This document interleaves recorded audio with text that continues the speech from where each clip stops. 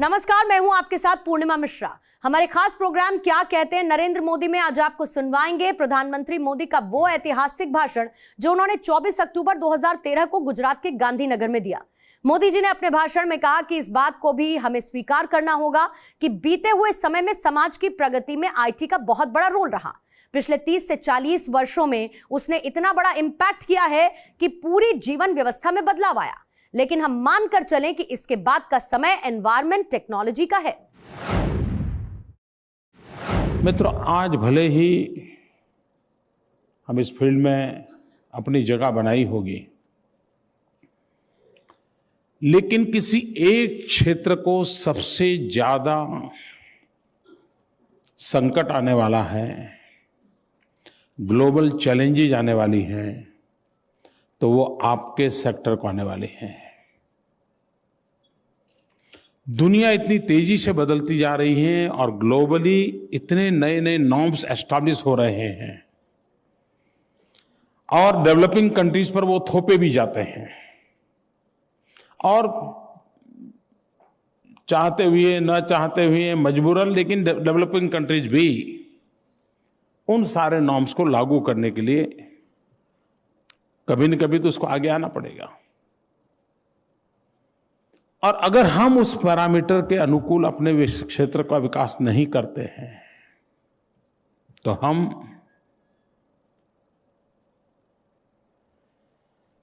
उस समय इस संकट को कैसे झेल पाएंगे।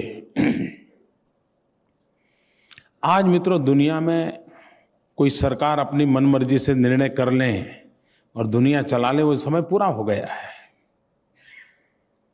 आपको पूरे एक वैश्विक परिवेश में ही अपने आप की जगह को फिक्स करना होता है। और उस अर्थ में अगर समय रहते हम सोचेंगे तो शायद हमें कम से कम संकटों को झेलना पड़ेगा। और मैं मानता हूं कि आपके यहां कोई ऐसा टास्क फोर्स बने, ग्लोबल कि इस प्रकार के नॉर्म्स की तरफ दुनिया जा रही है, उसमें हम कहाँ हैं, हमने सोचना होगा। मित्र, इस बात को भी हमें स्वीकार करना होगा कि बीता हुआ समय समाज की प्रगति में आईटी का बहुत बड़ा रोल रहा है, इंफॉर्मेशन टेक्नोलॉजी का। गत 30-40 वर्ष में उसने इतना बड़ा इम्पैक्ट किया है कि पूरी जीवन व्यवस्था में बदलाव आ गया। लेकिन हम मान के चले कि इसके बाद का समय ईटी का है, एनवायरमेंट टेक्नोलॉजी। हम क्या एनवायरमेंट टेक्नोलॉजी को कोप अप कर रहे हैं, एडॉप्ट कर रहे हैं? आप इस क्षेत्र की इंडस्ट्री में क्यों न पहले से सारे नॉर्म्स का पालन करते हुए विथ ऑल द सेफगार्ड्स हम क्यों नहीं करते हैं? मित्रों, आप में से कोई इंडस्ट्री ऐसी नहीं होगी कि जिसका गवर्नमेंट के साथ तनाव न चलता हो।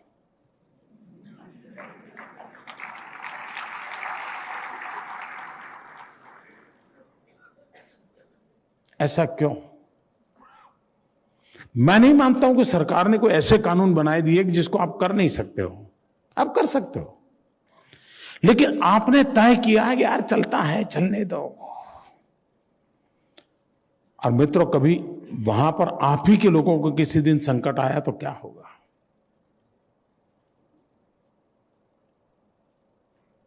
और मैं मानता हूं कि हम एक ऐसे फील्ड में हैं कि जहां पर एक्स्ट्रा सेंसिटिव होने की आवश्यकता है। हम समाज के हितों को दरकिनार करके अपने हितों की चिंता करेंगे तो हम लंबे अरसे तक अपनी बात को आगे नहीं बढ़ा सकते। मित्रों, एक और विषय जो है, मैं मानता हूं कि ज्यादातर हमने देखा होगा कि अधिकतम हमारी कंपनियां ऐसी हैं जो किसी एक प्रोडक्ट को लेकर के वो मार्केट में एंटर करते हैं और 20-25 साल के बाद भी वो उसी प्रोडक्ट पर गुजारा करते हैं। उसी से चलती, पिताजी ने किया था, बेटा भी वही कर रहा है। हो सकता है पहले 5 टन माल बेचता होगा, 25 टन बेचता होगा। पहले टर्नओवर अगर 10,000 करोड़ होगा तभी 20,000 करोड़ होगा। मित्रों, ये कोई सेटिस्फेक्शन का लेवल है क्या? आज देखिए दुनिया में हमारा कंट्रीब्यूशन हार्डली 3% है mister Pal. We are only 3% in the export in the global level पर केमिकल फील्ड में, ओनली 3%।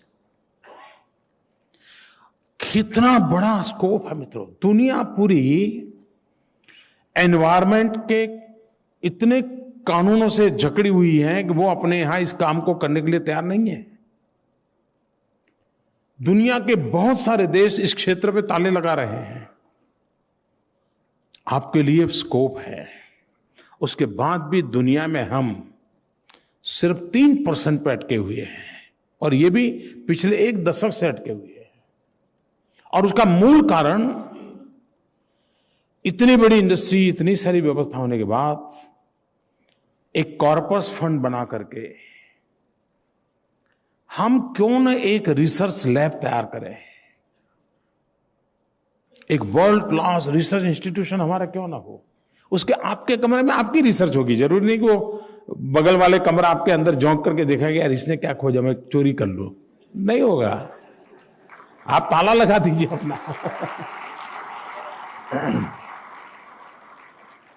हो सकता है हमारे देश में इंडिविजुअल एक कंपनी के लिए रिसर्च के लिए इन्वेस्टमेंट की सोच नहीं है, उसको लगता है it's a waste of money, ऐसा मानता है वो।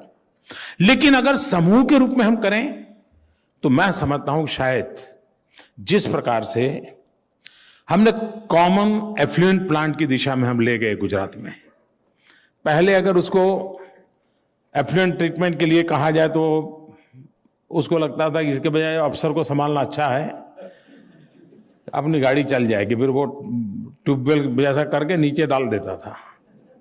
5-6 साल तो चले जाते थे, फिर गंदा पानी बाहर आने लगता था, फिर पता चलता यार गड़बड़ किया है। लेकिन जब कॉमन करने लगे सबको लगा यार चलिए सबका इकट्ठा है, हम भी हमारी पाइप वहां डाल दें यार, चलिए हो जाएगा, थोड़ा खर्चा होगा। शुरू हुआ धीरे धीरे, उसमें भी कुछ घपले चल रहे हैं, मेरे पास जानकारी है।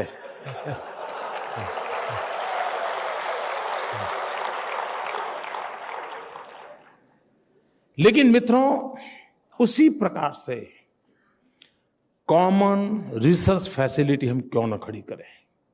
आप सोचिए, और मैं मानता हूं नॉट नेसेसरी कि स्टेट के अलग हो, पूरे देश के लिए कोई एक जगह पे केमिकल पेट्रोकेमिकल सेक्टर के लिए, इवन फार्मास्यूटिकल में भी हम जोड़ सकते हैं, क्यों ना हम स्पेशल रिसर्च यूनिट खड़े करें, हम टैलेंट पूल वहां इकट्ठा करें।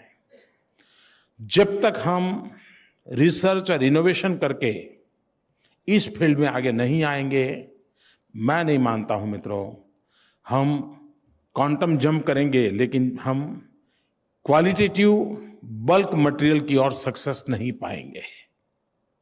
और इसलिए हमने बहुत सीरियसली सोचने की आवश्यकता है।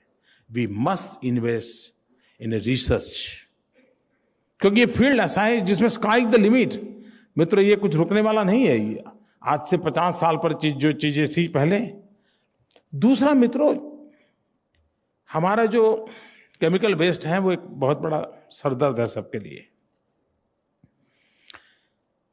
लेकिन आप देखिए, पहले बिजली के जो कारखाने थे जो कोयले के आधार पर चलते थे, तो वहां कोयले की राख, उसके ढेर लगे रहते थे और वो इतने 80-80, 100-100 मीटर ऊंचे होते थे।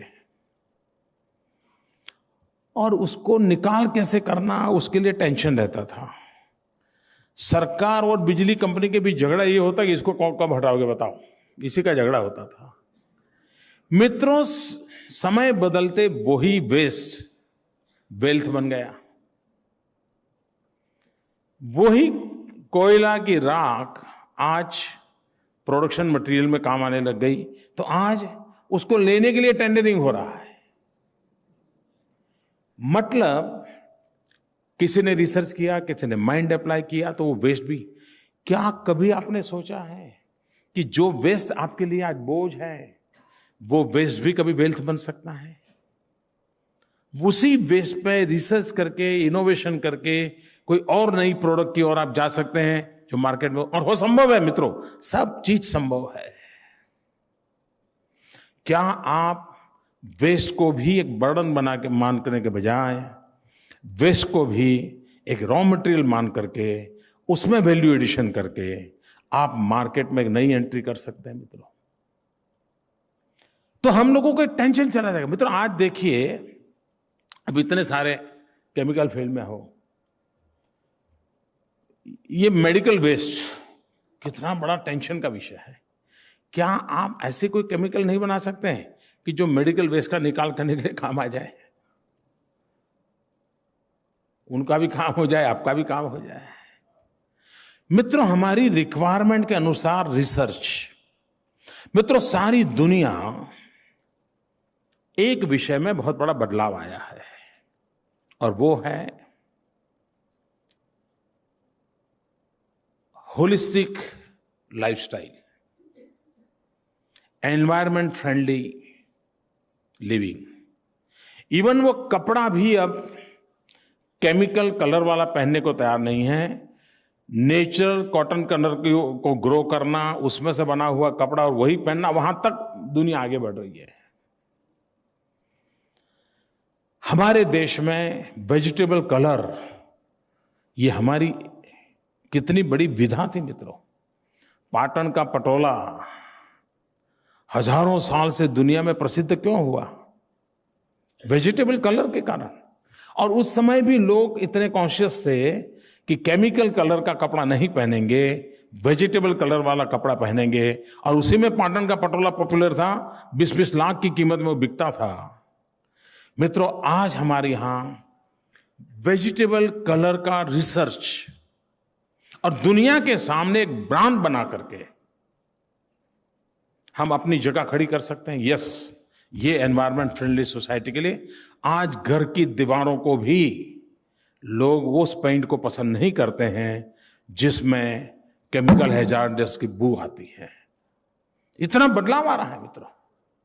अगर ये बदलाव आ रहा है तो उस बदलाव के साथ कोप अप करने के लिए हम रिसर्च की ओर बल दे सकते हैं क्या? मित्रों हम इक्विपमेंट अपग्रेडेशन कर रहे हैं। क्यों? क्योंकि उससे प्रोडक्टिविटी बढ़ती है, मुनाफा बढ़ता है। लेकिन हम रॉ मटेरियल में, वैल्यू एडिशन में जो ताकत लगानी चाहिए, जो रिसर्च इनपुट देना चाहिए, वो नहीं दे रहे हैं। मित्रों क्या कारण है? हमारे देश का रॉ मटेरियल विदेशों में एक्सपोर्ट हो। क्या हमारे केमिकल्स फील्ड के लोगों की चैलेंज नहीं है? ज्यादातर रोल आप ही लोगों का है। क्यों न हम, जैसे हमारे यहां से बॉक्साइट रॉ मटेरियल एक्सपोर्ट होता है, देश के जेब में क्या आता है? कुछ नहीं आता जी। लेकिन वही चीजें अगर प्रोसेस होती, उसको केमिकल फील्ड के लोगों का टच मिलता, और अगर मान लीजिए एल्यूमिना बना करके जाते, तो हम कितना वैल्यू एडिशन करते हैं, हम इकोनॉमी को कितना फायदा करते हैं। हम अपनी इन सारी चीजों को, हमारे यहां उपलब्ध जो भी रॉ मटेरियल है, रॉ मटेरियल का वैल्यू एडिशन में एटलीस्ट केमिकल फील्ड के लोग क्या कर सकते हैं?